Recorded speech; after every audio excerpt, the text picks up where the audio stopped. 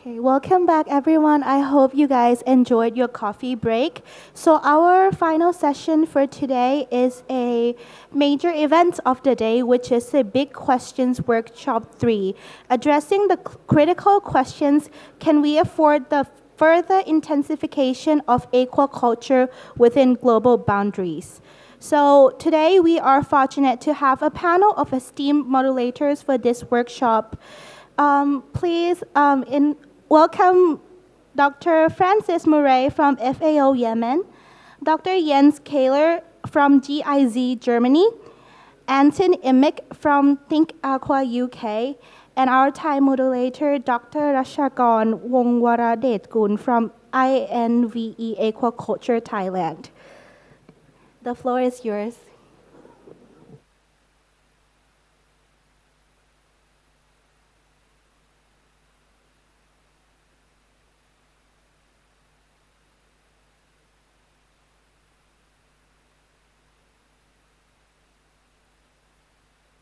Let's see. Welcome to this session. We had a Ford in there. I wonder whether we should really have it as a Chief. So I'm Anton Immink. I've put myself in the middle because I'm kind of sat on the fence on this. I'm undecided, right? So I need quite a lot of input from you guys in the audience to join the discussion. Last thing on a Friday afternoon, anybody dreaming of beers or cocktails or just dinner or escape and some natural light? Please help us with some good active discussion.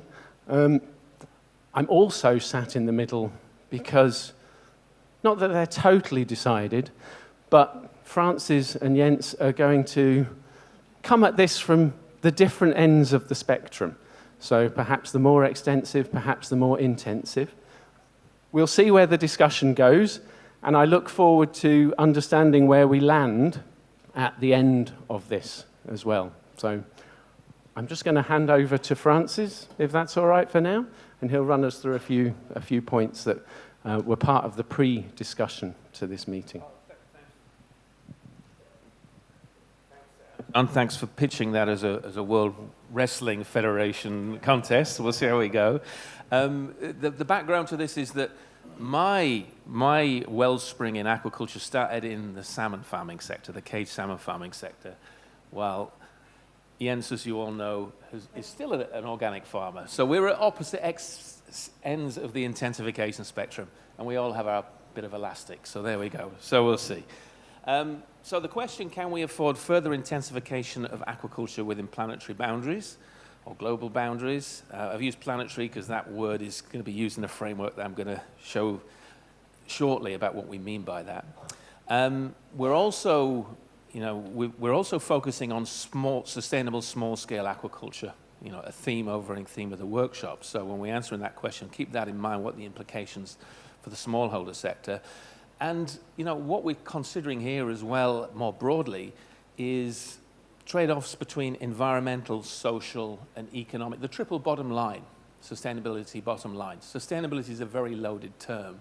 So when we're answering this question, fundamentally, we're making about trade-offs between these things, and that invariably, like sustainability, reflects value judgments. It's about the opinions of different people, what's important to them, etc. Sustainability is fundamentally a value-loaded term. It's not used in certification anymore. We talk about improvement from a baseline for that reason. Okay, so just a few other things to keep in mind.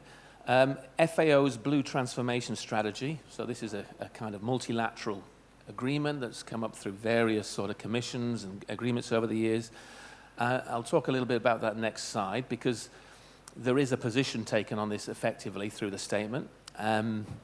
Ashani, yesterday, I've put a few things in italics here, just reflecting some of the very cogent points that she made yesterday. She described FAO as being uncompromising on food security. So just bear that in mind, we'll come back to it. The contribution of natural production to fish production, including natural resources utilized in aquaculture production. So I was a little bit confused when we first had this problem framed, but then I realized that Jens was going to be arguing in this case. So this is basically a position that should we be staying towards the kind of less intensive end. I think Karen articulated very well this 4-step stage until we get up to the supplementary sort of mixed feed stage. And beyond that, we're dependent fully on formulated feeds, external feeds, with all the embedded implications. Okay? So there was another allied question that Oshani raised yesterday. Can extensive aquaculture qualify as conservation? So there's other bigger things, back to the trade-offs. How ecologically sound is extensive aquaculture? You know, she was talking it in terms of eligibility for all these other grant funding, these wider biodiversity offsetting. So just another dimension to think of in terms of what we're trading off. Okay, we're going to just start with a little bit of fun. So if everybody can just get their mobile phones out, and it's going to be first come, first serve, because I'm on a budget and we've only got 50 people that can align. I think we should be all right. So it's got the scan on it. Yeah. Are we up?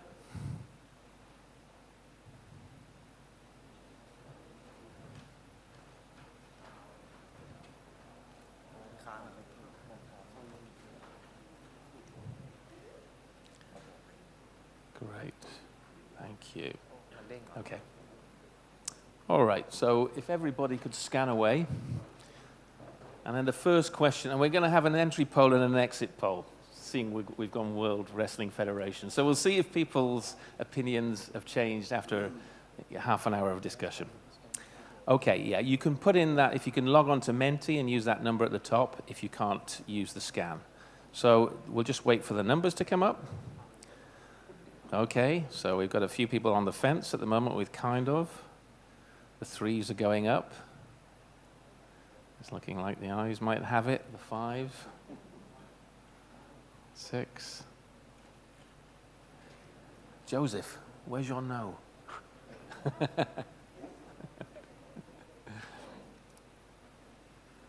8.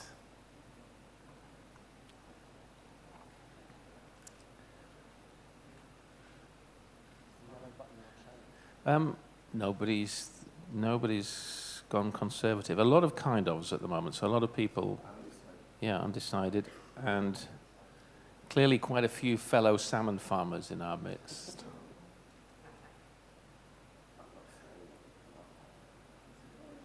No, but the question is framed, can we afford it? So it's a loaded question. Yeah. Okay. Okay, we'll just give you another 10, 20 seconds if there's anybody else struggling to log on, to see if the numbers increment up. So just remember the numbers, because we'll do this again at the end and see if people's opinion has changed any. Okay, so no no's. So everybody thinks that some intensification is necessary. Well, we have to unpack that, what that actually means. So, and 11 people that are unsure at the moment. Okay, so I'm just going to move on to the next. All right, before we go back to the slides, this is just a Wordle. So what I'd like you to do is just answer this question: what are the main challenges it should say, for smallholder intensification? So specifically for smallholders, reasons why they should or shouldn't intensify. And if you can just put 1 or 2 word phrases up, okay? And we'll just see if there's any themes picking up, considering everything you've heard over the last few days in particular.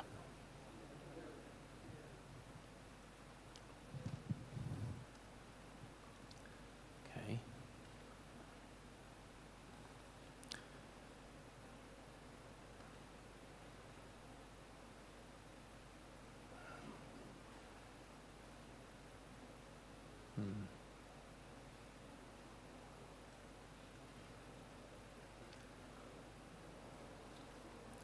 Okay, so we've got the costs of intensification, resource and awareness, I guess the costs again and the challenges, investment, so costs as well, saying it another way, a lot of cost sort of issues coming up.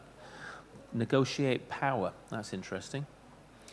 Is that electricity or is that sort of more agency? I think agency, so yeah. Investment again is coming up as a big cost. Climate change there, Potentially then, so climate markets is coming up as well as a bigger one again. So, you know, intensification brings potentially more marketing challenges as well, access to markets. We'll just wait for a few for oxygen maintenance. That's an interesting one. We're going to come back to that shortly in terms of what attributes, if we're talking about staying at the lower end of the intensification spectrum, it also implies that we've got to make choices about the species that we're going to grow as well. What attributes? Yeah, no, that's suddenly taken the lead. Knowledge. You can put in as many as you like, but I'm going to, in the next 10 seconds, we'll draw a line on it. We'll do this at the end and see if there's anything else that comes up. 47 responses. We'll just let it go up to around 50. Okay. Technology.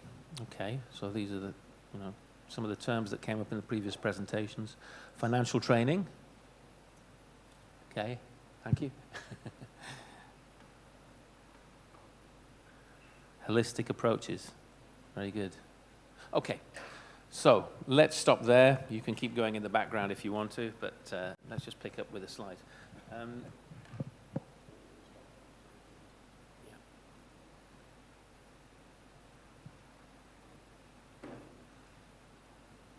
All right, so I mentioned the FAO Blue Transformation Strategy. Just a few words about what that is. So it's a vision for sustainably transforming aquatic food systems to achieve, now these are the three objectives here, back to the trade-offs, food security, food and nutrition security. So remember Oshani's position that FAO is uncompromising on this, so some things are more first among equals. Environmental outcomes and social well-being. Nobody gets left behind, okay? So the equality outcomes as well. And it's to be achieved by preserving aquatic ecosystem health. Ecosystem is the big word there. Reducing pollution, protecting biodiversity, and promoting social equality, okay? And there's three clear components in the strategy. The first is effective management of all fisheries. This accepts that we're probably close to the maximum sustainable yield for most of our fisheries, both land and marine. And therefore, the best we can do is manage it at some kind of plateau, so it doesn't go down. And that then inevitably means that to meet this projected increase in demand of 15% by 2030, it's got to have to come from somewhere. And so aquaculture is positioned as the source of that surplus, all right? And so it can be achieved in two ways under this strategy, one by intensifying, and the second is by area expansion, all right? So two routes. Intensify or area expansion, again, more trade-offs. And also it acknowledges that it's not just a production problem. We've got to look at how this all translates into upgrading our value chains. Food loss and waste is a huge issue. We lose 20–30% of everything after it's gone from the farm. Upgrading value chains also, it's a huge challenge in more fragmented parts of the value chain, which tends to be the smallholder section. So all these problems can actually multiply in terms of getting things from farm to consumer. Okay, just showing where we are at the moment in terms of the, you know, the different production environments. You can see here that most marine fish is still coming from capture sources, blue on the left. And at the bottom, you can see that most aquaculture still comes from inland waters, okay? The most fin fish from inland waters, so at the bottom. And a lot of that production is coming, it's from here in Asia, predominantly. And production here is many filter feeders, so all the carp systems, Indian and Chinese major carps. Produced in polyculture, so it's not just these fish that are coming out of these systems. Also, most of these are going to be either filter feeders or detrivores, and also, I think something we haven't mentioned so far, another attribute is that many of these are air breathers, okay? And we talked about, Ripon, you were talking about the challenges for intensification.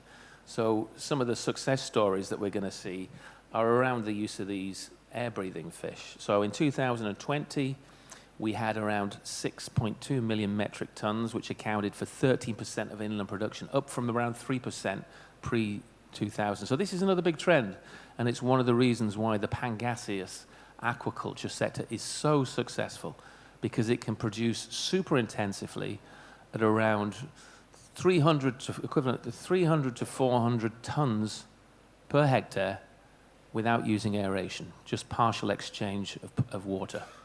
Obviously blessed with a very hydrologically blessed resource in terms of the Mekong Delta. Okay, so most of that air breathing contribution is coming from just three groups: the Pangasius, 47%, Clarius, catfish, 27%, and the Chanidae, so the snakeheads as well, a smaller 11%. So this is what we're talking about if we're talking about maintaining lower intensification. It's a focus on these species, on the detrivores and the filters, and potentially other fish brought in as part of polycultures that are going to receive some supplementary feed indirectly. Okay, let's just have a look at fed and non-fed aquaculture, some of the broad brush. So we've got, it's a fact now that fed aquaculture has progressively outpaced non-fed aquaculture. It was about 40% of farmed aquatic animal production before 2000, and it's down to about 28% now, the non-fed, okay? Although the absolute production of non-fed has been stable, so it's the more intensive that has been growing. As I said, polyculture systems, feeds intended for fed species also benefit the filter feeders, so there's a grey area in terms of these statistics and actually accounting for this. Non-fed aquaculture accounted for 24 million tons out of around 200 million tons of seafood production in 2020. 8.2 million tons of that was for filter feeding fin fish from inland aquaculture, mainly silver and bighead carp were big players, and 16 million metric tons was mainly marine bivalves. Okay, interesting point here. We're really talking about Asia because despite these filter feeding carps being introduced into Africa in the 50s and 60s, there's been very little adoption, and there are no equivalents really of filter feeders in the local fauna. So we don't have these polyculture systems in Africa. So we're talking potentially, unless there's reintroduction and adoption, we have to ask why they haven't been adopted, we're talking about a different route, a different intensification route in Africa. Okay. Now, we mentioned global boundaries, so I'm using that term planetary boundaries because there's a few ways of looking at this, and the Stockholm Resilience Centre have got this interesting resilience framework. So they've come up with the idea that there's 9 planetary boundaries, ecosystem, goods and services, that need to be addressed. This is this story about the transition from the Anthropocene, the post-Ice Age, very stable climate, the Holocene, to the Anthropocene. So once we trigger all these, we go over all these points, we're moving into a very different, more unpredictable climate stage. And you can see that our conference is a little late. Since 2009, 2023 was the first time all nine have been audited, and we've gone red on 9. 9 boundaries assessed, and 6 have been crossed already. Okay, just so you can see a little bit more about what they constitute. I won't go through them all, but there's a few interesting ones to look at from an aquaculture perspective. We've got biogeochemical flows below. So this is, the point here is that we all know about the importance of greenhouse gases and climate change, but these are interrelated. This is part of a holistic global ecosystem that interact in they're complex systems. And so, we have to preserve all of these things and give attention to all of these things. And the biogeochemical flows is about phosphorus and nitrogen as the main sources of eutrophication. We've been focusing very much on the pond fertility, but the byproduct, one of the externalities of aquaculture, is it's contributed to a major eutrophication of freshwater and increasingly whole seas. So the Baltic Sea has lost most of its diversity and fisheries as a result of mainly agricultural inputs, but these are big problems, and aquaculture contributes. So open cage systems, this is a particular concern, and to a lesser extent with ponds that are putting point source effluents into receiving waters. We've got freshwater change, so we heard earlier about we've got the green and the blue water here, the soil and the surface water. It's about the quality modification, and it's about the quantity as well. So this is more of a local impact where water is limited, but it's also a trade issue in terms of producing embedded water, so areas that haven't got seafood can benefit from trade in seafood. So it's not just all about local. The benefits of trade we can't ignore. We've got land system change, so the use of land. We've got biosphere integrity. This is where the idea of net productivity comes in, okay, primary productivity, and how we're using that, the budgeting of that. Okay, and climate change we're all familiar with. So that's one way of looking at it. I think we were going to get some life cycle analysis experts here, because if we talk about planetary boundaries, you know, one of the standard methodologies is life cycle analysis. It's at a global level. It's a global impact accounting, although there are some categories that creep down.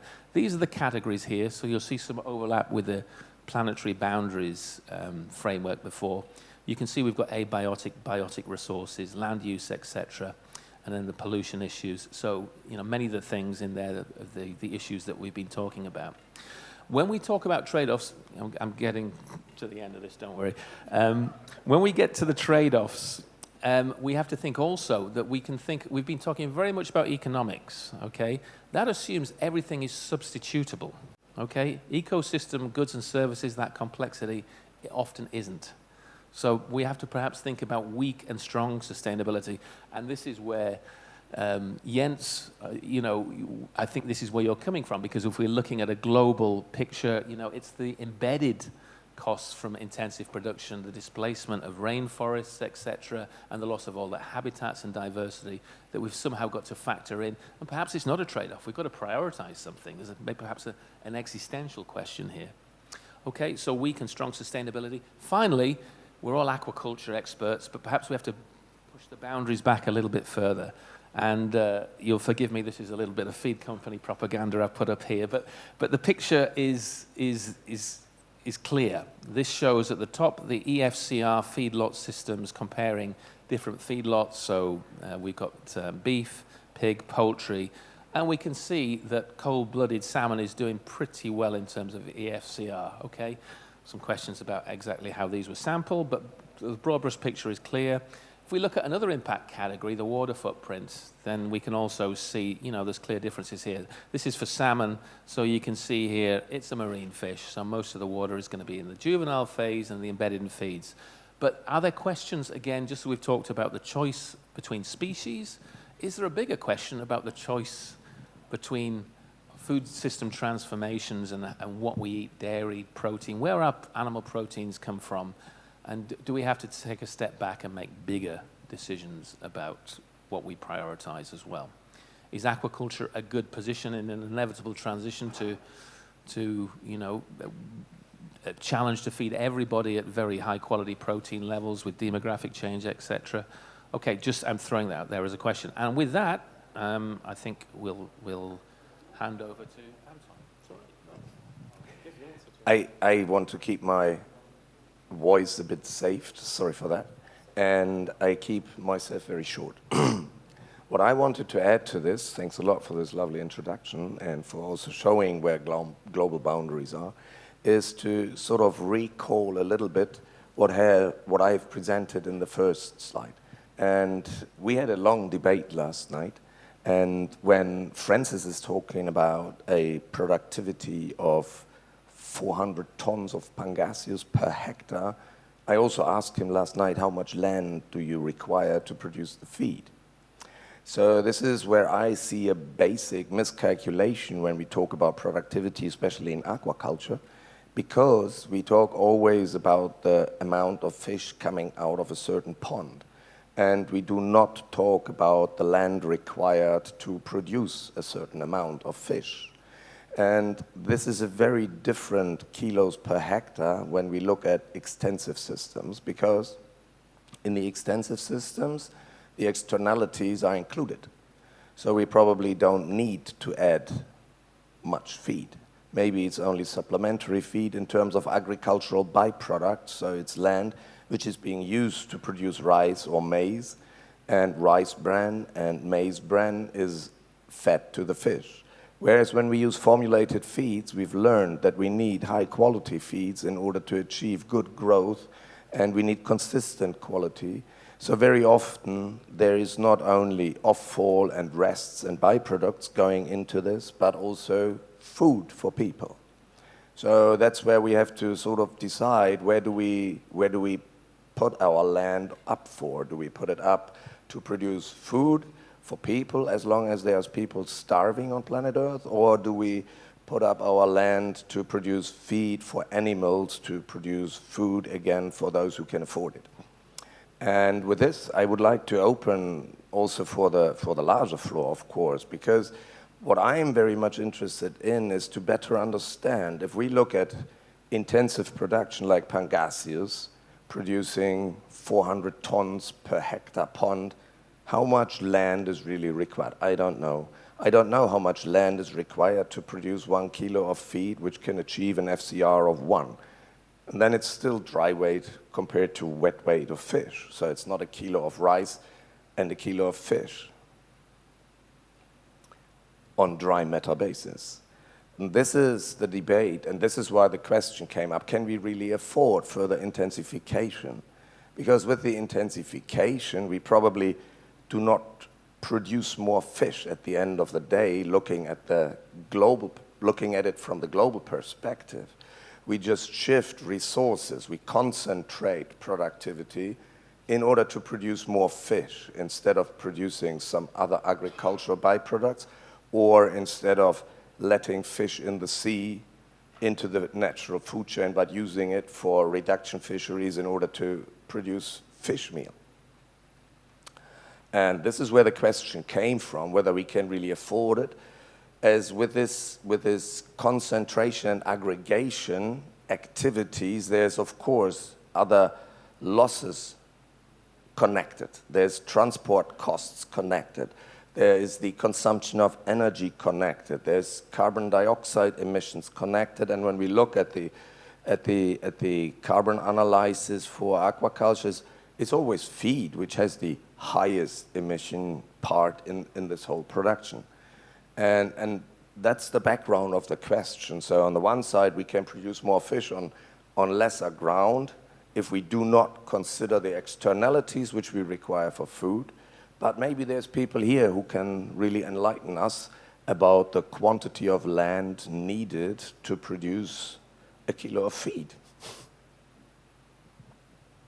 So we're opening it to the floor. Please raise your hands if you've got questions, comments, thoughts, something that will counter what's been said on stage as well. So, Nimo, please.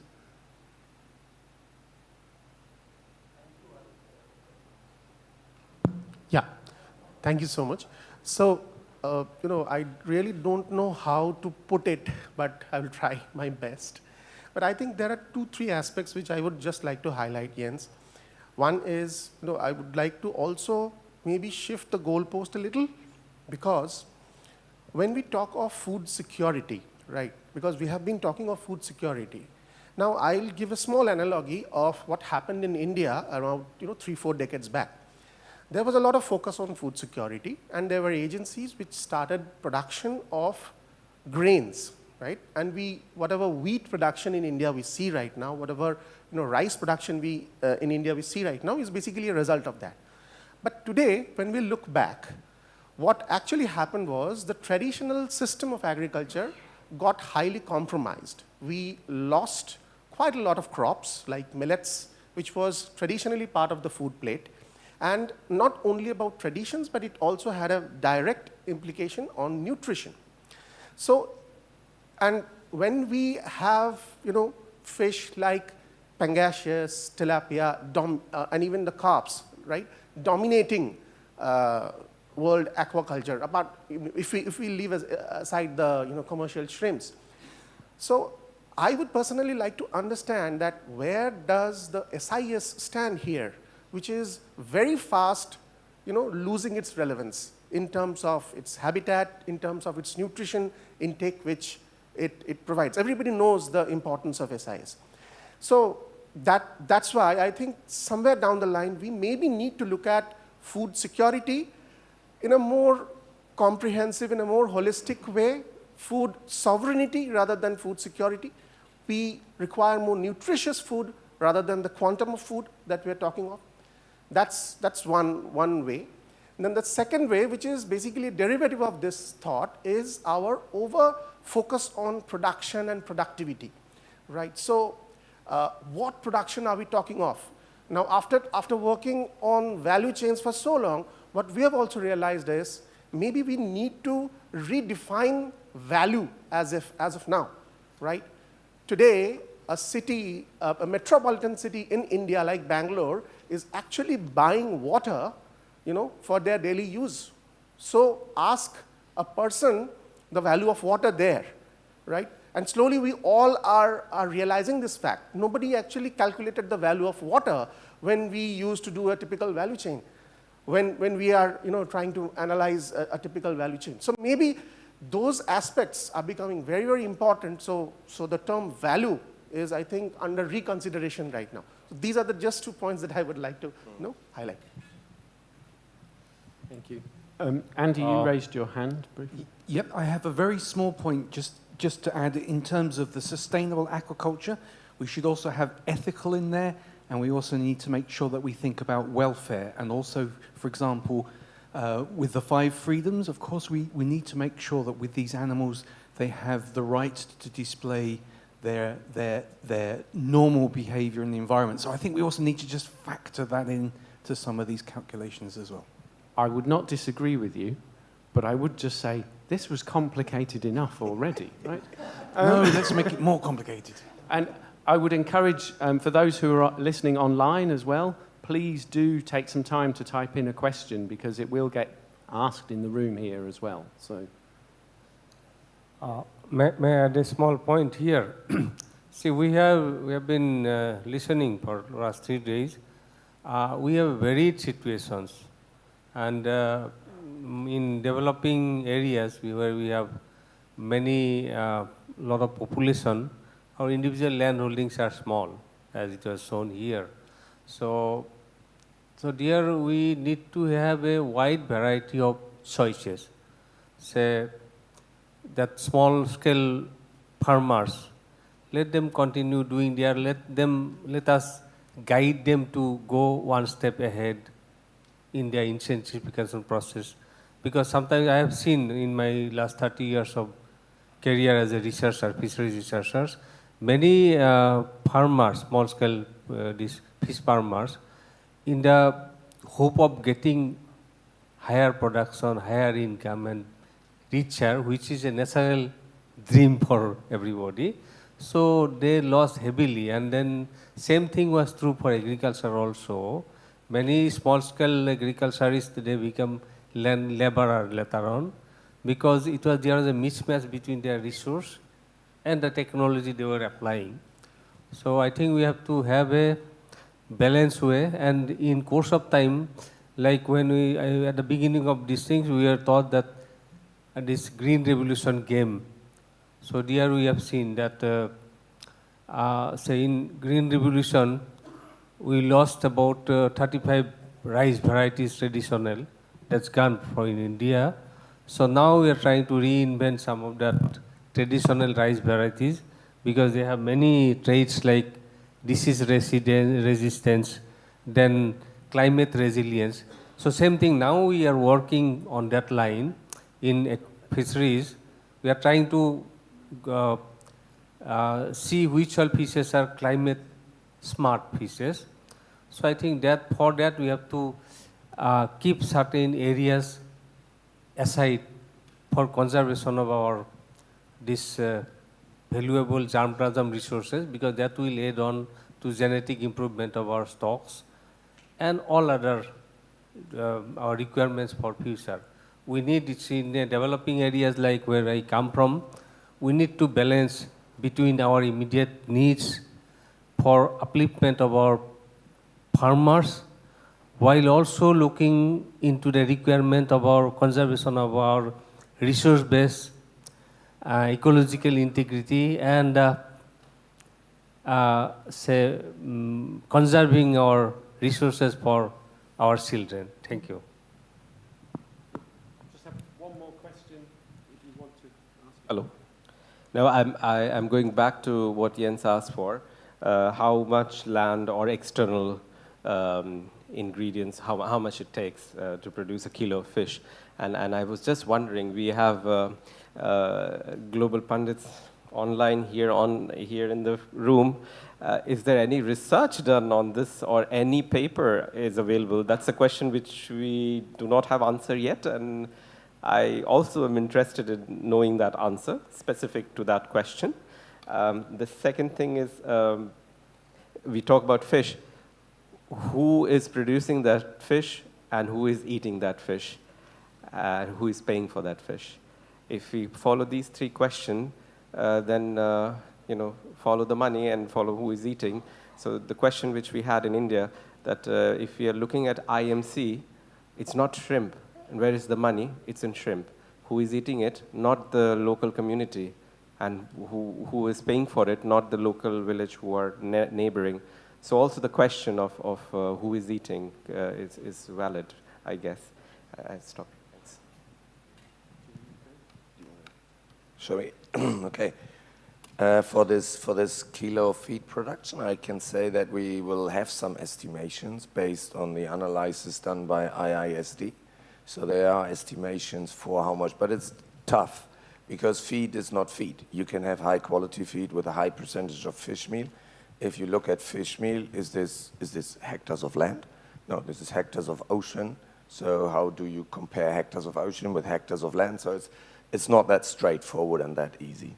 From the internet, we have received a question, does non-fat aquaculture include enhanced primary productivity with fertilizers? I think is an excellent question, because I should add that for me the intensification starts sort of with a natural productivity, which is there in any water body. And then you can enhance this productivity, obviously by fertilization, and you will have a very rich plankton soup, you can say, which is the basis for the food chain. And then you can start supplementing this with carbohydrate-rich byproducts, because the protein content of the natural feed is so high that no fish can really utilize it. Natural feed has a protein content of 60 to 70%. Whereas normal feeds you apply to the fish have a protein content around 30, 35. So you can reduce the protein content by applying carbohydrate-rich products, and you will increase your production. For me, this is all productivity increase, and we can call it intensification. Then we come to a different part where this kind of feed production has its limits. And then there is no more additional feed there available, and then the system becomes feed limited, and this is when feed application starts. And it would be so interesting to have a discussion around where is it valuable to really include feed to increase the fish production here, costing land elsewhere. That is my major concern around this, and we had a lot of discussions about this, because it might make sense if the agricultural production is so high that it's easily usable to feed people and to feed animals. Finish. And then we can extend this. How far? I'm not sure. It just feels not good that if we go for a very high intensification level, that we encounter so many problems related to diseases, related to eutrophication, related to shortcomings in feed supply. So that's why I think we should have a debate about that. There is probably an optimum somewhere, which is not seen only at the highest end, because this might be the optimum in terms of economics. There might be the maximum amount of money being earned by producing highly intensive, not by the producer, but by everybody who is supplier along this production chain.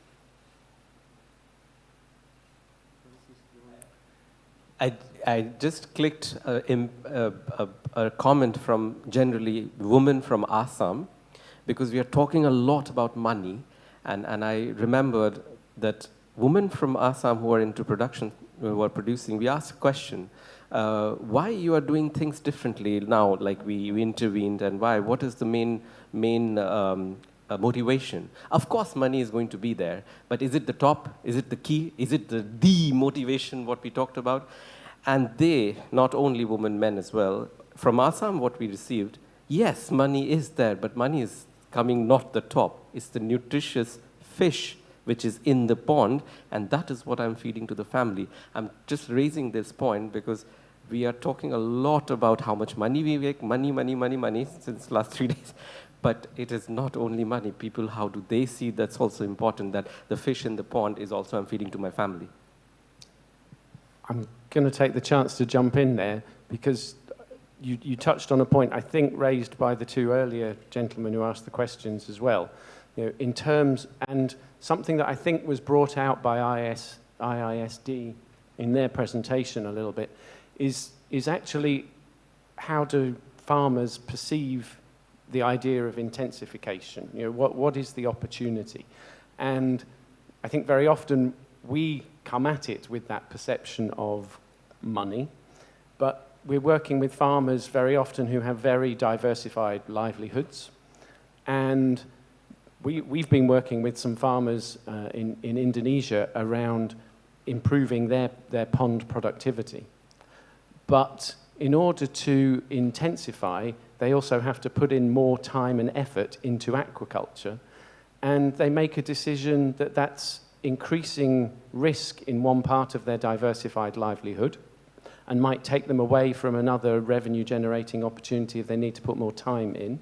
So the decision is, actually, I don't want to intensify because I'm spreading my risk by having this diverse livelihood. I might not be making as much money as the person next door, but my decision is my decision. So in IISD's graphs that they put up today, I think one at the end kind of resonated with me in terms of what a small farmer might consider. For me, there's another risk as well in terms of intensification, in the risk of disease, the risk of impacts into the natural environment as well. All of these things can potentially increase. So I come back to that kind of question of risk more generally and where that sits. Okay, so thanks, Anton. So just coming back to the accounting issue, you know, how do we actually figure out how much rainforest or fishery is required to produce our terrestrial or marine ingredients, how much reduction fishery? This is the business of a very systematic discipline called life cycle analysis. It's a 6-7-step process that involves normalization and weighting. So for greenhouse gases, for example, regardless of the source of the greenhouse gas, you express everything as CO2 equivalents. Similarly, for eutrophication, it would be nitrogen equivalents, regardless of it's phosphorus or nitrate or nitrite. So it answers those questions by doing that very systematic normalization, and then it gives you a kind of result. It is subjective, because as we've seen even in the SAVI presentation, when they did the accounting there on the negative externalities, there's a subjective process in choosing which impact categories. And there they had carbon, obviously the greenhouse gas, ubiquitous, and then they had water quality and water quantity. There's many other categories as we've shown, all right? So all these processes, despite being systematic and a way presented as a way that we can audit very accurately, are fundamentally have subjectivity in them through your choice of your impact categories, through where you set the boundaries, how far back do you go? And Jens is rightly saying that we need to push back the boundaries to account particularly for the feed, because it has so much impact. So it still is problematical. We can come up with some useful numbers. I would say LCA is more useful for hotspot analysis than it is for systematic comparisons. It's very valuable, but we need the qualitative and the quantitative still. As we do global accounting, we can say that reduction fisheries are removing feed that could go directly into human consumption. Well, the 10% that is certified, 20% that's, as you mentioned yesterday, that's rated, most of that is coming from very well managed reduction fisheries, okay? And it's not obvious that there is an alternative use. You've got to change it's possible, but consumer choice is also a part of it. So a lot of that is very well regulated, it is sustainable, and we've seen that there's a transition from the consumption in other feedlot systems towards aquaculture, because it is an efficient, if you're going to produce animal proteins, it is a very efficient end point to use it, system to use it. So there's a lot of issues here, and still a lot of subjectivity, which is why we're having this conversation. Points that were made regarding the value, yeah, I mean, fully take this is what we're saying. There is value loaded, and a choice is another issue. So in the model that you've developed in Assam, you've taken a decision that organic, that less extensive is what farmers should do. You've made that choice. Okay, you mentioned that Pacu is not on offer as a certifiable. That's the decision that you've made with justifiable reason. But then there's a question again of how far do we allow the choice, and how far are these choices made as a public good choice, and how far is individual choice. So there's balances there as well. Green revolution, absolutely great case study of a short-term.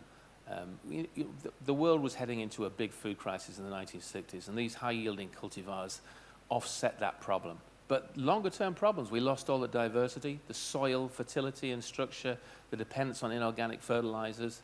It's not a long-term fix, okay? So again, what is the time scale in terms of making these decisions? Do we, the FAO position is food security. You can't put that off, okay? But the existential questions around planetary boundaries are also, intergenerational, I think you said. It's about our children's children as well. A lot of things at play here, a lot of values, and let's keep the conversation going and see how people's values are reflected in this, and we'll run the Mentimeter at the end to see if there's any difference. I think there was a question from the audience. Yeah, I'd like to make a comment. I've worked in aquaculture development for 40-odd years, and I'm very concerned about equity and people getting left behind, because the poorest people are not serviced by the government staff. They don't get visits from service providers who sell feeds, provide credit.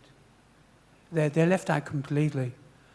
So I think we almost have a moral obligation to try and get the governments and the donors to fund some of this fertilization of these non-fed aquaculture systems. I think it'd be a good step a good first step to try and address some of the issues of the poorest people, and it would be a good use of both donor and government funds to try and support the poorest people who perhaps don't have any land at all to be doing culture of fish. Don, are you talking about inorganic fertilizers? Or whatever. At the moment, whatever, okay. Because just to both. point out that there is the embedded cost of producing those fertilizers just as there is for feed. So, yeah. Okay, thank you. We've had a question about how do you assess the prospective growth of restorative aquaculture to contribute to sustainable intensification? Like many of the concepts that we address, the frameworks in aquaculture, this comes from agriculture. So like organic, which is fundamentally a soil standard, we use the term, but we're addressing different things in aquaculture. There is fertility, of course, which is the primary productivity, but perhaps we need a post-organic aquaculture standard that's more about water quality. And I guess restorative agriculture is also aquaculture. It comes from restorative agriculture, and again, it's about soil maintenance. So perhaps we need to think about these things and nuance them to better purpose for our needs in aquaculture. Do you want to address that one first? So, I'll give it a shot. So the same one about restorative aquaculture to contribute to sustainable intensification. There's work going on at the moment with organisations like the Nature Conservancy and others to promote restorative aquaculture approaches, even around shrimp farming, but also thinking about some of the kind of lower trophic products, seaweeds, shellfish. I think in terms of contributing to sustainable intensification, these production systems are very often, in the context of some of the organisations working on them, are very international market focused. So I think if there's scope to increase the volumes of some of these perhaps lower trophic species, into markets that would not typically be mass consumers of the products. That may be one route, but it touches again on some of those questions around who is the product being produced for, and then the questions that Francis raised around consumer choice. We have a population, an increasing middle class generally across the globe, and those consumers are very often choosing perhaps species, foods that can have a higher impact, and are we looking to kind of service them through production systems, or are we looking to produce food for local consumers, for local food systems?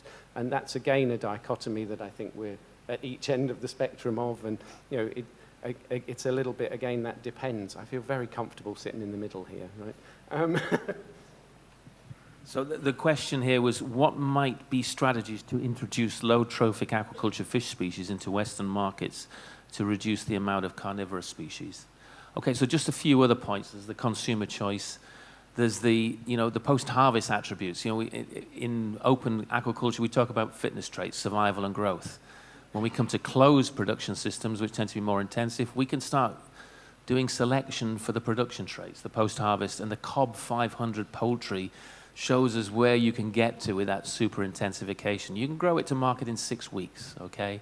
And it's got an incredibly low FCR, it's closed environment, no genotype interaction. This is where we're going at the other spectrum of intensification when we go to fully closed systems, and we can start doing completely different things in terms of species selection. In terms of other attributes we've got to think about, it's yield. If we look at salmon, okay, it's the bad boy, it's the carnivore at the top, but it's a 60% yield, and there's a huge market for the heads as a value, not a byproduct, as one of the value propositions now. So nothing is wasted, which is one of the reasons why it has become almost a monoculture in the country that I come from, Scotland. We explore with lots of other species. When I was working in the industry, they all fell by the wayside because of these multiple attributes of salmon. There's the nutrition. There's the health outcomes. Part of the reasons that as people move up the income ladder, they aspire to eat more meat, dairy, fish, and fish obviously has the omega-3 profiles as well, the health outcomes that are aspirational as well. So these are all attributes that are independent of the trophic status somewhat. So again, it's a balance, isn't it? It's about the environmental footprint, but ultimately it's got to be expressed in efficiency units, either as per unit of production or as a protein efficiency ratio. It's about weighting and normalization as well. So again, lots of things to think about that in that equation. Thanks that you mentioned the chicken, which is grown in 6 weeks. We discussed this last night as well, and my contribution was in line of what has been said before, that we also should look into quality. Because the 6-week-old chicken is usually treated at least once, if not twice, with antibiotics during the 6 weeks. And then it's being sent into the market. Of course, it's got a good taste, it's soft meat, but whether it's what people want to eat is questionable. I think most of the vegetarians today don't eat meat because it's produced like that. And this is why I think maybe we have to take this into consideration as well. Animal welfare was also mentioned, and a 6-week-old chicken under those growing conditions in closed systems is probably as far away from the natural conditions under which a fish can grow. Same is true actually for recirculating systems and fish. This is why Naturland never set up an organic standard for recirculating systems, even though I was highly interested, and others at Naturland as well, but as it's as far away from natural conditions to grow a fish, it's simply not certifiable. And when we talk about low trophic species being introduced into markets, I think there's plenty of opportunities there. We've just seen the eel meal being used for soup. It's a matter of innovations. I think some 50 years ago, nobody has eaten burgers and stuff like this. So now it's the main food source. So why should this not happen with fish as well? So if there is a different processing, and I just look at my kid myself, My son, he didn't like eating fish. Also, he likes the taste, but there's bones in there, so he doesn't like eating it. Since 2 years, we are making now fish balls out of it, patties, and fry them and have fish burgers. He loves fish. So if the right recipe is there, and fish fingers is another example, I think if you can make fish fingers from carp, there shouldn't be a problem. It doesn't have to be made from sea fish. And so it's a lot of product development, but this also requires, of course, that there is somebody there driving it into the market. And this is probably the limiting factor, I think, at the moment. Well, I would just add a few points. That's a very good point, that when we think about, this preoccupation often that we have as technical, that, species diversification. Well, there's a couple of things. Look at terrestrial livestock production, and, it's a very limited number of species. There's been focus on efficiency, selection, etc. And secondly, there's a lot of potential for diversification further down the value chain in processing, which is the point I think you're making there. And the factory farming issue, hugely contentious, and, Joe, your presentation yesterday, you raised that as well.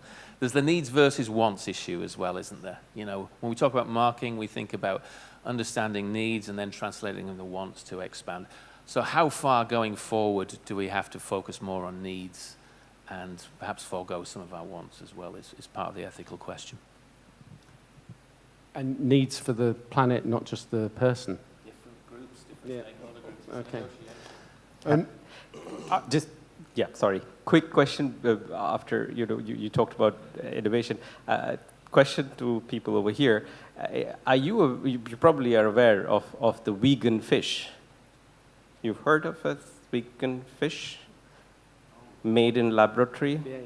Yeah. You've heard of it. And vegan chicken, of course, vegan chicken, vegan meat is going like really up in the number of restaurants I've seen in Germany, in France. It's picking up like almost every second restaurant is having it on the menu. So I'm just wondering, are you interacting with food industry like New School Food or Rival Food who are into this industry? Is there anything on that? Okay.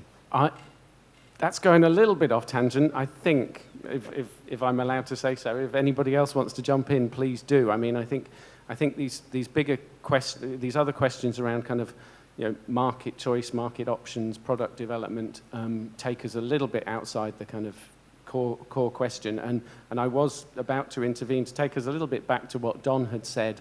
And I think thinking about smallholder pond farmers or some of these more community resources, and where we start at the, where a lot of farmers are right now, as one of the gentlemen said earlier as well, and think about that stepwise improvement, which is perhaps a long way from the more industrialized systems that we've been talking about for the last couple of minutes, but not to drive this in any particular direction, but to open it up again for any further thoughts, if you want to bring them to the room or online, around what it means to intensify at the lower end of the scale.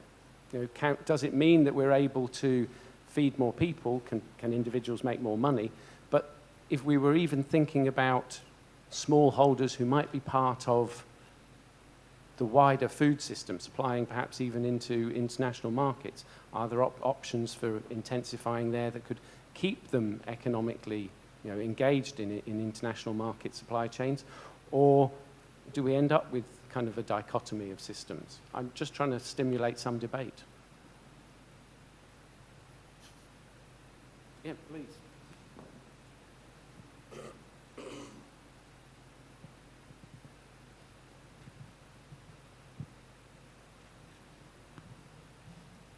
Yeah, so I don't know whether it will go like a tangent, but speaking of farmers, so we're talking about farming within the planetary boundaries, and the other side is farmers. Now we have seen farmers protest in India and also in Europe.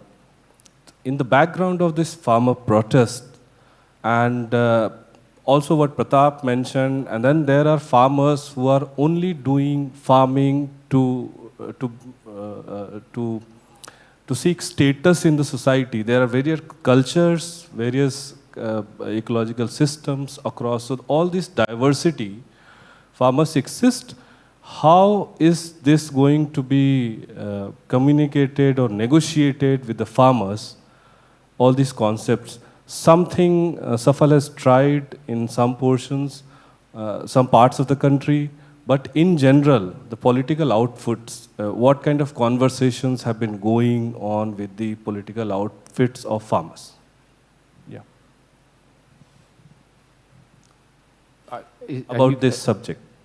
Oh, on this subject. So with the organisation, with farmer with the farmers, organisations, yes. with the farmers, in terms of impacts, well, I think it comes back to that question of what the desire maybe is for the farmer as well. You know, they would like a better livelihood. We're not suggesting that everybody would remain a smallholder, poor subsistence farmer. You know, there would be opportunity for improvement, but at what cost and where does the limit perhaps lie?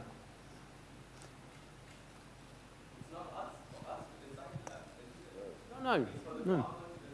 Yeah, but there are many people in the room here and I guess online who are directly engaged with farmers. So are there any further experiences to share? I have experience with chicken farmers, for example, in southern Oldenburg, where I live. And I hear that they don't want to produce chicken like they have to produce chicken. And this is where policy comes in, where subsidies come in. Because through policies and subsidies, in fact, they are forced to produce chicken like they do. And before, they were much more free. They were not dependent on subsidies in order to make their living. And I feel sometimes this is also an issue which needs to be addressed, because it's not only down to the farmer, it's often also down to the policy level. And when we look at these global discussions, and there's a lot of talk about transformation of agriculture, and India is leading in this transformation debate also. But where the transformation shall go is to me at least not really clear. Does it go into a petri dish where we produce our burger patty, or does it go back to more organic agriculture and animal husbandry? But can we feed 8 billion people with lower intensity production? Do we have to... Exactly, this is the question. This is why I brought up the productivity part. Because when we intensify without becoming more productive, then definitely we can feed the people based on what we have. That's obvious. I mean, I have a plot of land, it's a hectare, and I have 10 sheep. So now my 10 sheep are roaming around eating grass and everything is fine. I can take my 10 sheep and put them in a stable, which is 10 square meters. Then I have 10 sheep on 10 square meters, right? This gives me per hectare about 1,000 sheep. So I have 1,000 sheep per hectare all of a suddenly, but these sheep in the stable need food. So I have to go out and cut my grass and bring it into the stable, right? And then I have all the fecal pellets and all this. This I can distribute on my land again and grow the grass. But this is not more efficient. This is more intensive, yes, but it's definitely less efficient, because now I need a lawnmower. I need petrol to drive the lawnmower, and I have to spend work to cut the grass and bring it to the sheep. And this is why I think it's worthwhile thinking about whether intensification is a huge achievement or whether this is an investment to make money. And that's where the afford question comes from. Yeah, I think, you know, you then have all this land that you've unused, so you have an unforgone resource as well. We're back to the life cycle accounting kind of question, aren't we? And that's a work in progress, okay? So it helps us make decisions, but ultimately, you know, I think Karen showed a great slide the other day, is she here? Nobody wants to be a subsistence farmer. So we've got to be careful about making value judgments and doing development to keep stasis. You know, what is the farmer opinion on this? You know, how far do we make those choices for them? Anton has asked about how to feed the people if intensification is not done. And it's like, there is a new government program started in India called Amrit Sarovar. It means every district should have few numbers of such community ponds distributed to the communities for rearing the fish, which were not earlier utilized for fish rearing. They were probably used for using the water, taking bath, or animal drinking. So now the government has said those can be utilized for rearing the fish for the local community. So, and also there are many water bodies which are which are kept naturally. There are no fish growing in that. So instead of intensification, can a support system can be taken care to develop those areas as a aquaculture place? And there are dams also. There are dams also where, like in Zambia, I think they have done some kind of ranching of fishes, but in India it is not. So can it be an option? That's an option. It is an option, and I think what we're hearing now is about a spectrum of intensification that's going beyond even the four in the Savvy. We have at the far end, we have enhancement-based fisheries where we modify the environment or we just do stocking. And that is the first transition from capture into aquaculture along this. And it still does exist. It exists to a wide degree. The problem is that we're talking largely about common property resources here, or open access resources, even in larger water bodies. It's hugely political and, micro-political in the sense that you have to have negotiation between the individuals that access the resource. There may be needs for co-management in open access resources, larger water bodies, or it might be, I did a lot of work in Sri Lanka, that co-management wasn't there. So we had a suboptimal outcome in terms of the tilapia fishery because of its biology, whereby it fished down to a certain level. We could have got more out of the system, but it kind of worked in terms of the absence of regulation. It was a suboptimal, if you like. But it's fundamentally, these are systems that are going to be producing I think the Sri Lankan tilapia example is up to 250 kilos per hectare. So one of the most productive of its kind. But in terms of the kind of numbers that we're talking about, sure, it's important in terms of local contexts and access, but it's very challenging to manage these things. There's an issue between privatization as well. I think the bigger question here also is we've been focusing on species. There's fundamental differences between the property regimes, private and public, in terms of the challenges, and there's also differences between closed and open systems in terms of other problems. So cage aquaculture is now, it doesn't happen. In America, there is a huge lobby, environmental lobby against it because it's an open system. We've seen a lot of salmon aquaculture being taken out of the water in British Columbia for different reasons and some of the same reasons. So there's a huge pushback against cage farming because it's an open system and it's so much more dependent on ecosystem goods and services where the polluter doesn't pay, okay?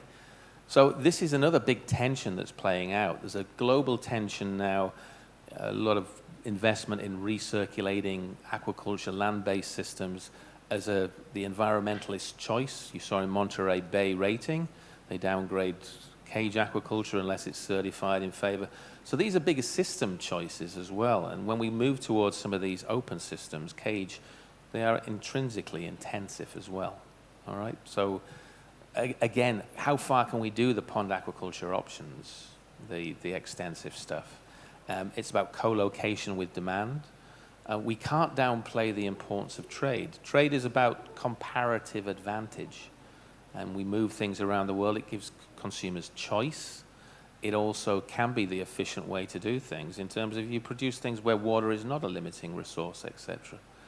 So there's the system choices to be made as well. And just coming back to the earlier point, if we're talking about the extensive aquaculture, the filter feeding, the carp models, the polycultures, it is hugely important, but it's very much South and Southeast Asia. What about the rest of the world, the Americas, Africa? Do we see these systems being adopted there, introducing these species, transitions, that's transformational, not adaptive. Okay? It's very good point raised by Dr. Islam. Actually, whereas 3 decades back when I studied fisheries, that we learned capture fisheries and culture fisheries. Now, as I started working on fisheries, then I learned that there are many other options. So now we say either it is capture fisheries or some fisheries enhancements that goes in step-wise. The first one is your habitat enhancement. Just like somewhere we have shown, no, water hyacinth is covered. It does not appreciatively contribute to primary production through phytoplankton. It does not go into the food chain.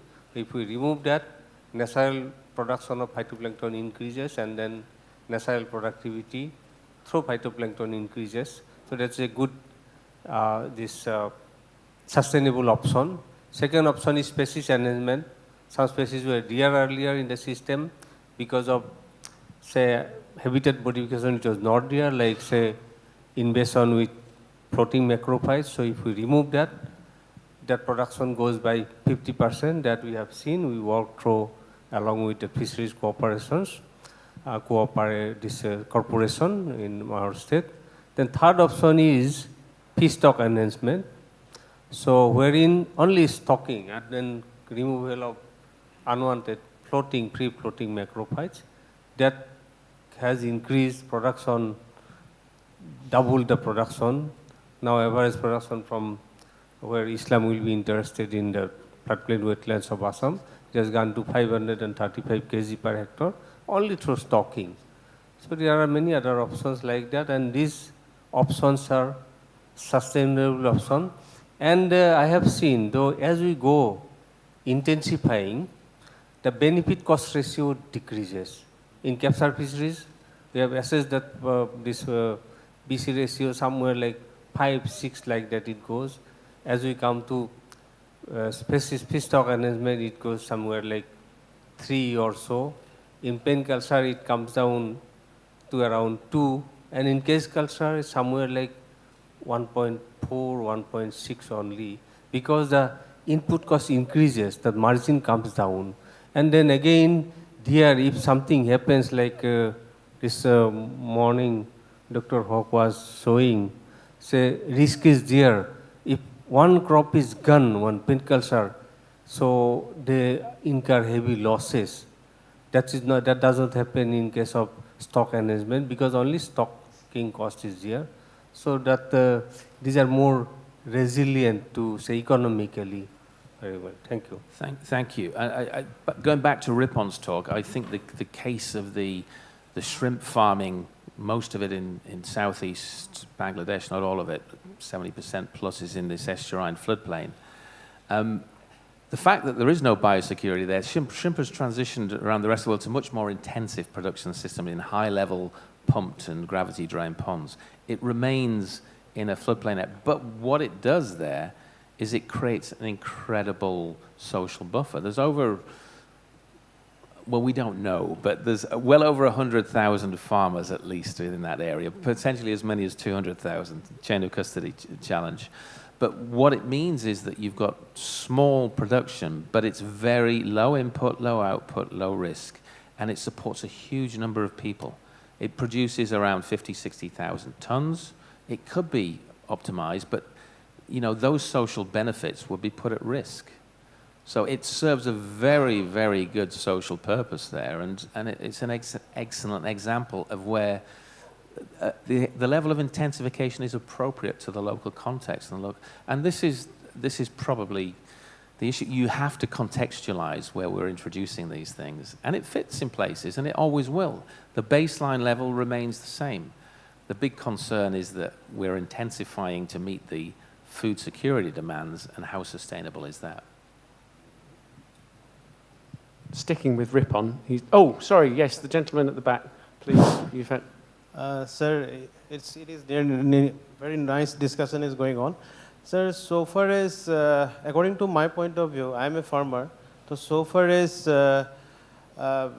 fish production or intensification is concerned, So who will control farmers? First of all, farmer never wants to become subsistence farmer, and if he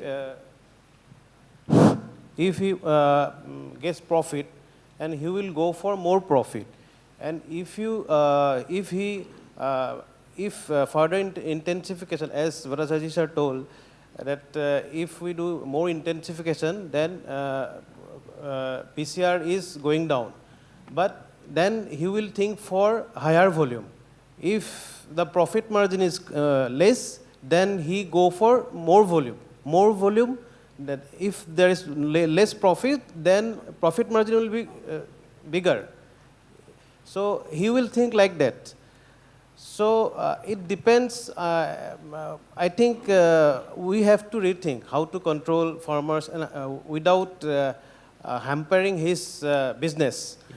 And in Assam scenario, in Northeast and Assam scenario, we have, as Zahrul sir told, that we have lots of resources yet to be utilized. And so in Assam scenario, there is a loss of scope for further fish farming and further intensive fish farming. So what is your opinion on that? I think that's a very good point about the value, the unit value of the species. Coming back to our Bangladesh model, we're talking about a low volume, high value output. And that's another reason why the farmers there can do, it's a cash crop. Most of it is for export, the shrimp. Okay, and that means obviously you can manage at a lower intensity, you're getting more per unit value. But these systems are also polycultures, they're producing huge diversity as you go across the floodplain of different species that provide local food security as well. So again, it's context specific. The value point is very important, and shrimp, it comes also back to the question we had again, needs versus wants. But as a cash crop, it's a vital part of the local economy as well. Thanks a lot for the contribution.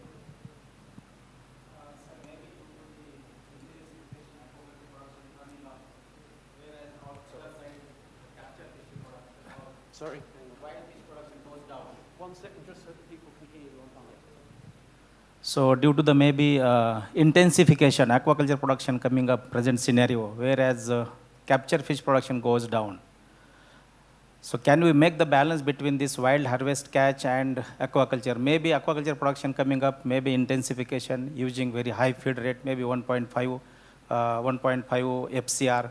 So requirement of fish meal is in very huge quantity. So this is coming from, again, from the wild stock or from harvesting. So if you maintain the regulation which is given by the government, international organization, so that could be helps to manage the capture fishery as well as the culture fishery by minimizing the use of fish meal in production of fish feed. Thank you. Thanks a lot for your contribution. And I think what I wanted to add is that I feel there's also a need for research. As you said, the farmer will go for more quantity, more volume. And we've heard before that there is opportunities to produce more volume by different stocking approaches, by stocking different species, by better utilization of the productivity. And this is where I feel research is a bit short. We spend a lot of time on highly scientific stuff, but I feel, at least also from my studies, I feel we miss out on the basics of ecology. Nature is so productive, and we don't understand why in that area it's super productive, and in another area which looks pretty similar, hardly nothing is growing. If we would understand this scientifically better, so that we can also manage ponds more professional, I would say, I feel we could achieve much more. There's so many trials. When you do replicates in ponds, you have 10 ponds and you do the same stocking and the same fertilization, the result is highly variable. So we can't even replicate a pond really from one pond to another, and still there is potential, I feel, and if research could move into this direction, I think we could also give answers to farmers who want to increase productivity, and that would be very helpful, I think. Go on, Ripon. I wanted to get your opinion. You can ask your own question, but I also was hoping we might get some opinion from you maybe on the Pangasius industry as well as it's developed in Bangladesh. Yes, thank you. And it's a great discussion is going on. A lot of points came out. One of the things, came to my mind is that, to make the boundary of intensification, I think we're the only people thinking about aquaculture, the fish culture, as I presented, that aquaculture is dominating in Asia, Asian countries and developing countries. And the intensification, Francis has shown that the number of the species like Pangasius and snakehead and another species and clarity, these kind of things. And these are the fish species, and these are consumed mostly locally.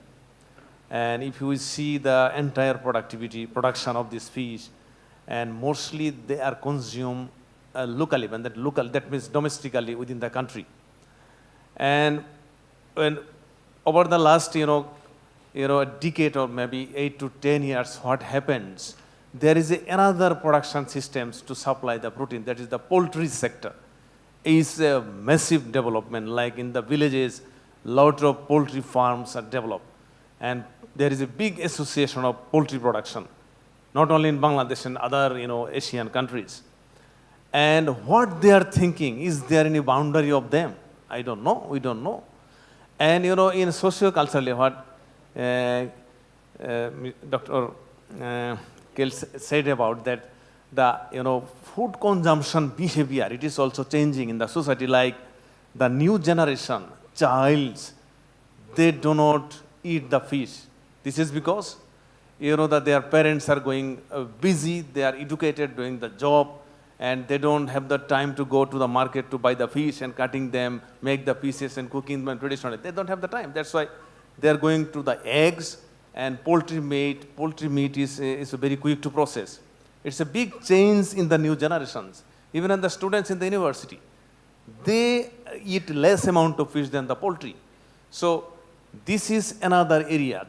Making the boundary, I think we need to have a comparative analysis with that group, World Poultry Society. There is a big, industry in Bangladesh. So I think this kind of things need to be considered in this kind of discussion. And that's how we can get more conclusive points to make the boundary. Thank you. We're definitely competing in a global food system, right? So aquaculture is one product opportunity, and we have to, I guess, maximize that opportunity for everybody. We're now hitting the top of the hour. And finally, sorry, another quick point is that the fish, the dominating the intensification, successful intensification, these are the fish for the poor people. It is a status issue as well in the society. The rich people do not want to eat these things. So this is another issue. So thank you very much. Thanks.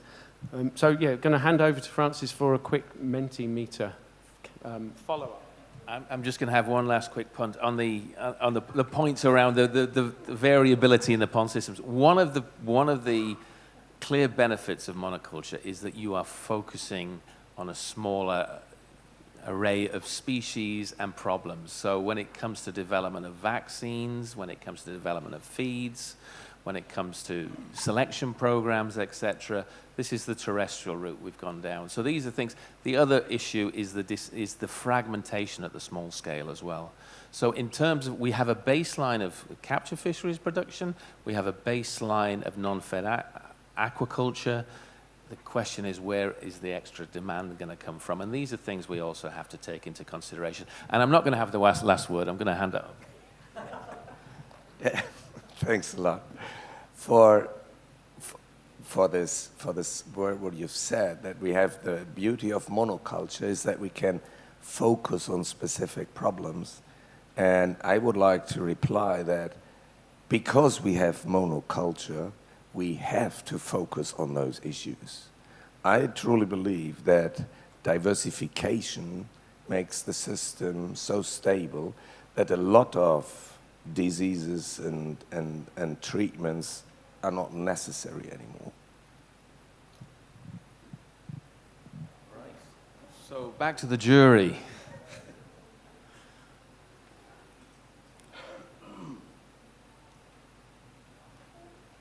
So you remember this was where we came in. Let's just go and just rerun. So we had 17 yes. We had 1 no.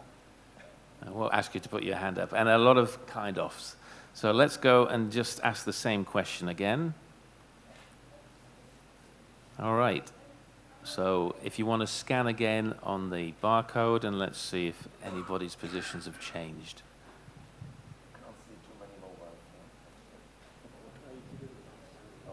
You can use the number at the top, or you can scan the code. Oh, we've got some no's.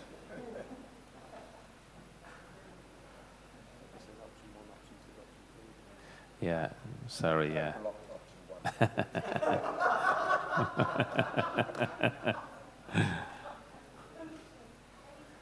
So we've got 3. Anybody else?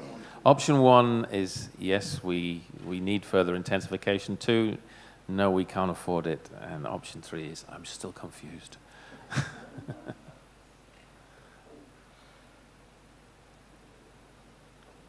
Okay.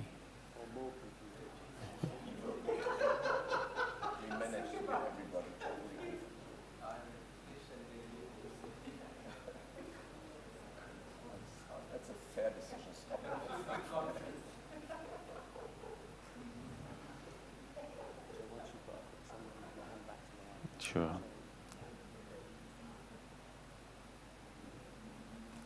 Okay, just a few more seconds if anybody else has got the mobile phones out.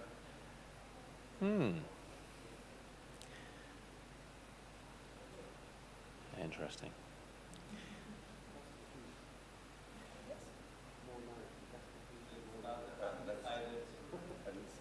It is. It's the it's looking as though the option 1s are looking fairly intransigent, but the undecideds are going towards the no. Well done, Jens. Hand it back.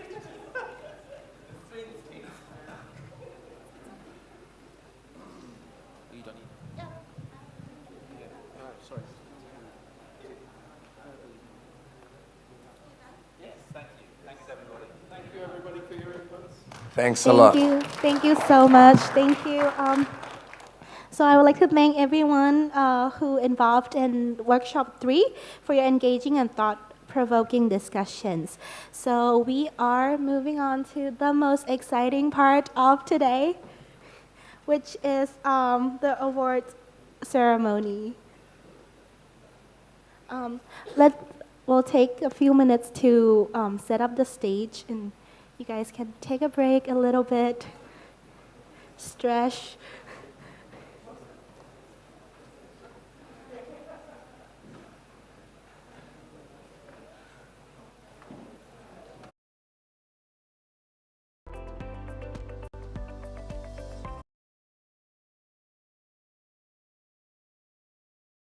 It has been done first, you know. Yeah. So another announcement, if you want to take away the material which is on the table, it is open now. We also have the QR code for soft copy, but if you're interested about the material, then please feel free now.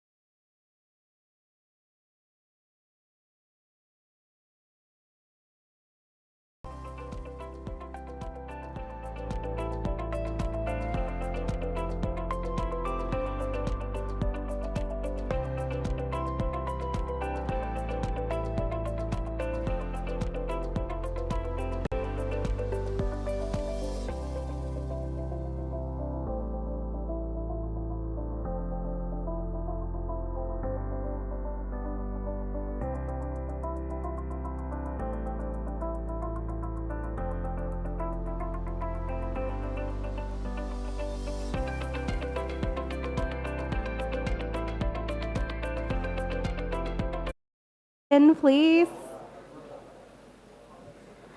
So now, it is my pleasure to introduce our Congress Chairperson, Associate Professor Dr. Ratchakorn, who would present the award to the best presentation in each session. Please welcome Dr. Ratchakorn to the stage. So for the award, we have 6 Best Presentation Awards and 2 lucky draws for those who fill out the evaluation form. So I will start with the first session of the presentation, which is Natural Productivity. Congratulations, Daruha Islam, on empowering women fish farmers through sustainable aquaculture, a gender-inclusive approach. Congratulations.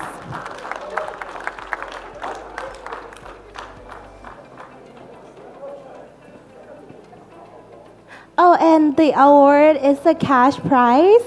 So, congratulations. Not just a certificate, it's also a cash prize as well. Okay, so we are moving on to the second session, which is One Health Approach.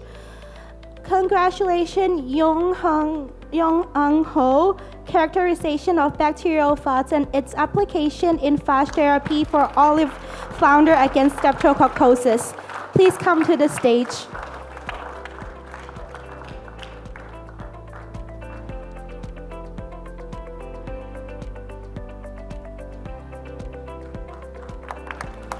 Congratulations.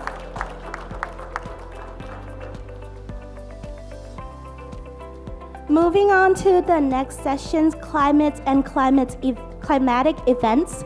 Viraj Veshwant Dohe, impact on higher temperature on mud crab aquaculture, a mini review. Congratulations.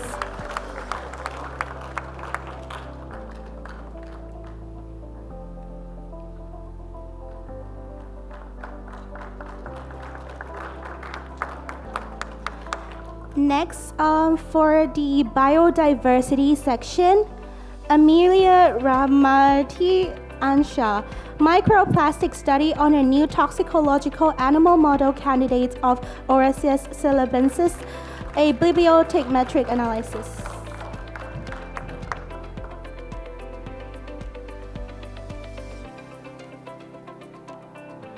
Congratulations, Amelia.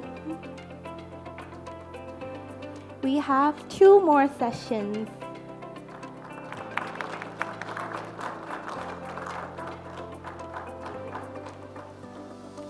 The next one is Economics of Natural Productivity and Pond Aquaculture.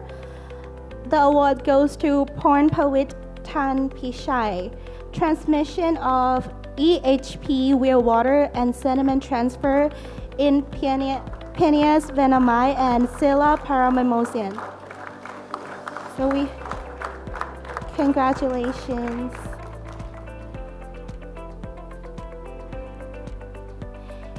And the last session for the Best Presentation Awards, which is a risk and mitigation.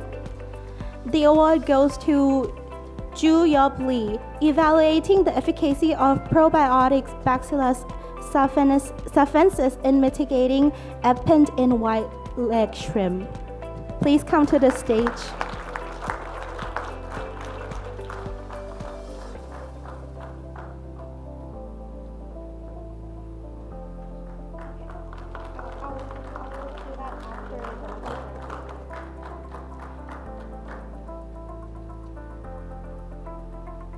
Thank you so much. We have 2 more lucky draw. So we will do a lucky draw on the screen for you guys. And the person who won the award has to be present in this room in order to win. So these are a very exclusive CU Vet bottle, right? Tumbler.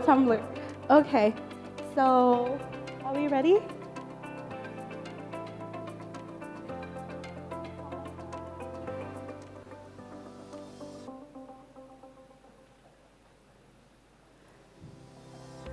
second.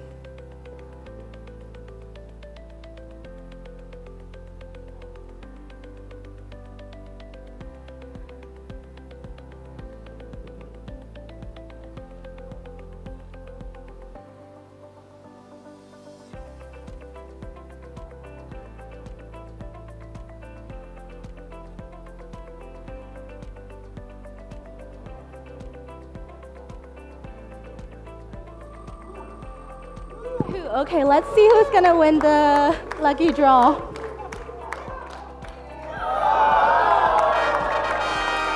Congratulations, Anton.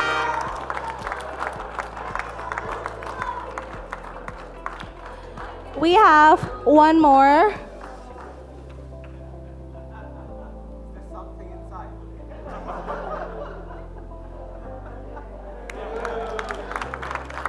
Congratulations, that is a very special gift. Okay, one more.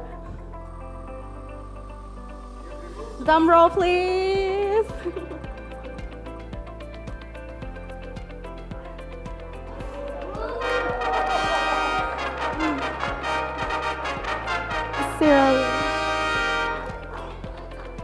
Is this first? Is Mr. Sirawich on here? Oh, not here? Okay, let's do it again.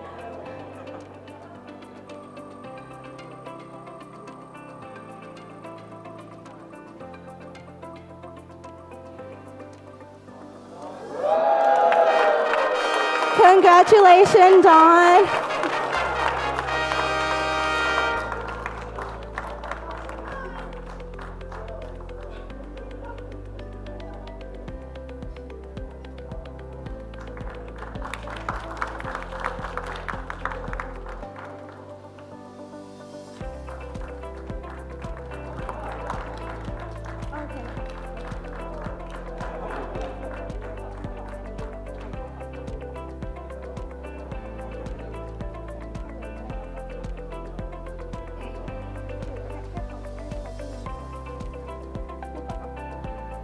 Okay, next up on the agenda, I would like to invite Federica Sword, a project coordinator of a global program on sustainable fishery and aquaculture from GIZ to the stage to give a closing remarks and also present the gift.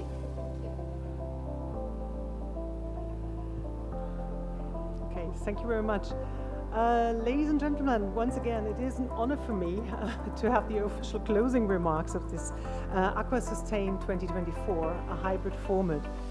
And first of all, I would like to ask you for another round of loud applause for the organizing committee, because they have done, including Joseph actually, they have done an excellent job in organizing it and in keeping it smooth, really in timekeeping, also the technicians in behind so that it could be a hybrid format, and also the filmmakers and photographers who are giving us some wonderful memories.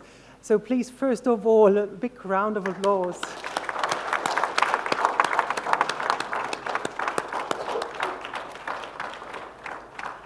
Then I would like to thank Dr. Shanarong Ratchakorn for having us here, for hosting us, and Andrew Shin for setting up the program with inspiring speeches and getting actually the discussion started also online and before the conference. And I actually Pratap brought a gomacha from Assam for you. I've already given one to you, so that I can. On the stage. Okay.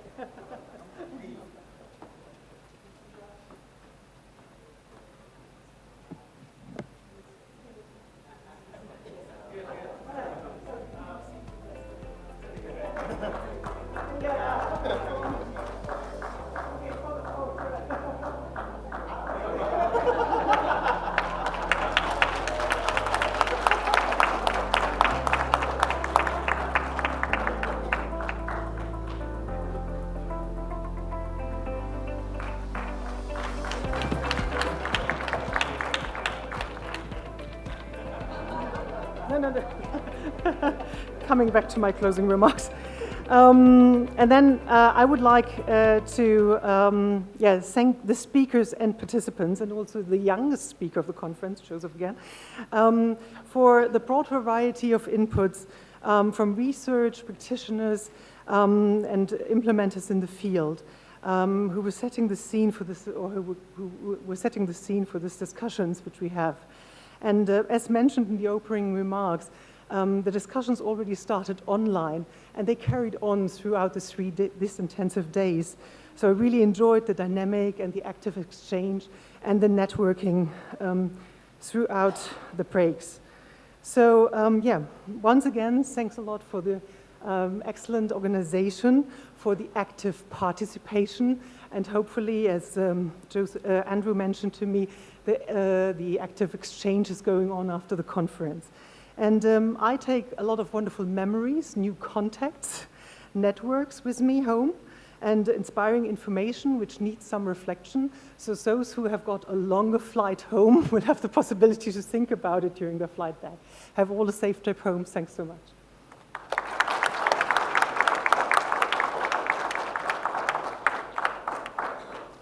Thank you so much, Federica. I would also like to re-invite Associate Professor Dr. Chanarongrodkam for a closing remarks for our conference.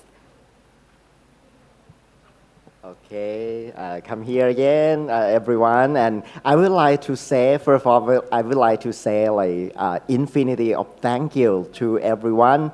I would like to separate into 3 teams. The first team, I would like to thank you, GIC, for support this conference. Without GIC, this conference cannot be happened. And thank you, Federica, also the coordinator of the project, that she's belong to us. She's here with us every day, every session. Yeah, thank you very much. And please give a big hand to Federica and GIC team. Yeah. Okay.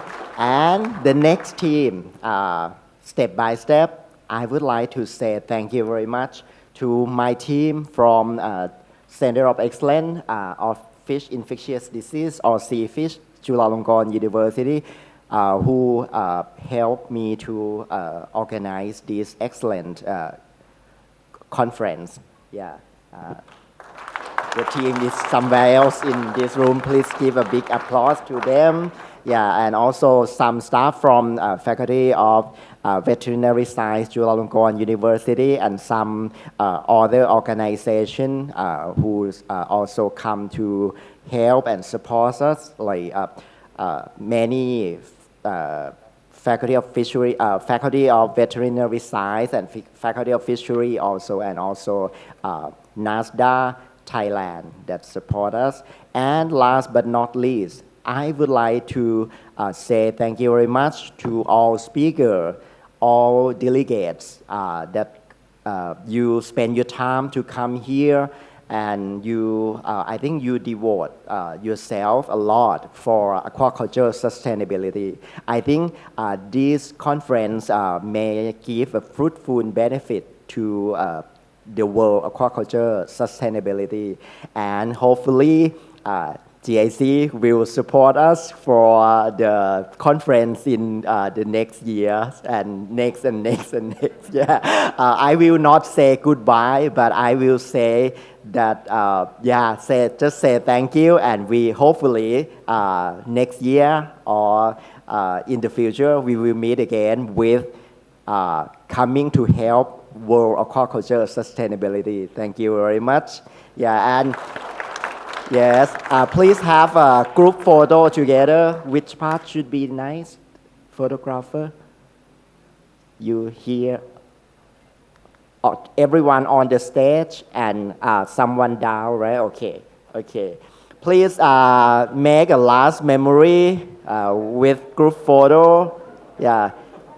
And congratulations for all award of each session of aquaculture sustainability.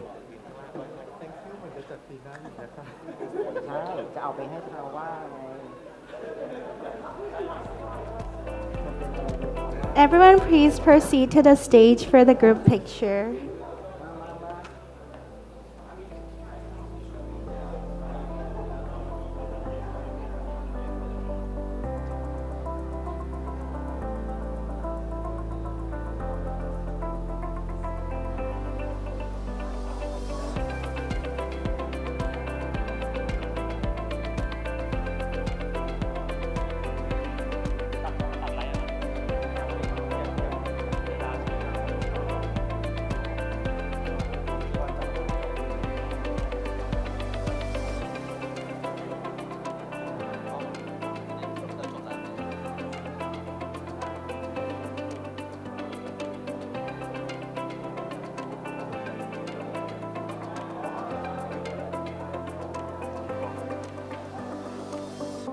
I think if possible, we can form another line in front or wherever. Just make sure you guys are in the picture, in the frame.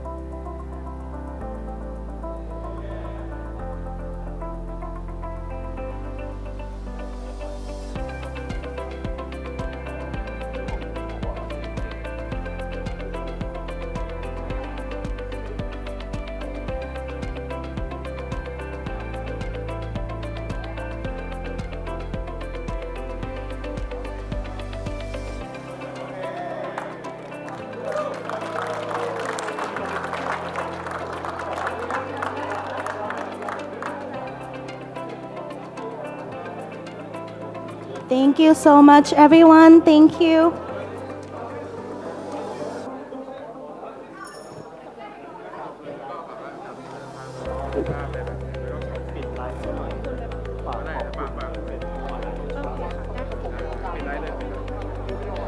Okay, thank you everyone for a successful and enlightening conference. Have a great evening and safe travels back home. And I would also say thank you for everyone who participated in an online conference as well. Have a nice evening. Thank you.